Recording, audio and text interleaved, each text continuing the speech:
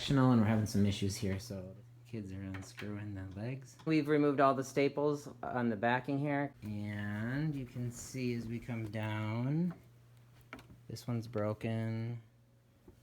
It's bowed, so that's kind of...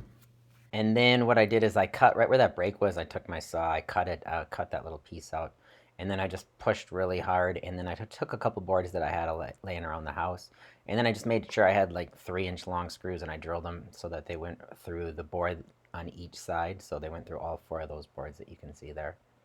Then I vacuumed after I got done vacuuming. We're just gonna come around here and staple this backing on. So you don't even need this backing on. You can put it on, it's your choice.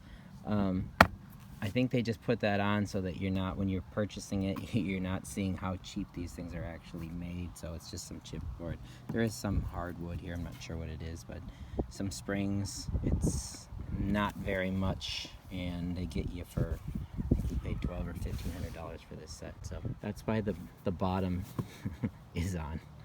And then after you finish stapling, you're just going to come through. You do not have to put the bottom back on. It's just kind of there so that you don't see how cheaply they're made, but by not putting it back on, we can still get back if there's any issues and look at. Now we fixed that broken support with some wood that I just had laying around the house, and then I used, I think, some 3-inch screws that I also had here.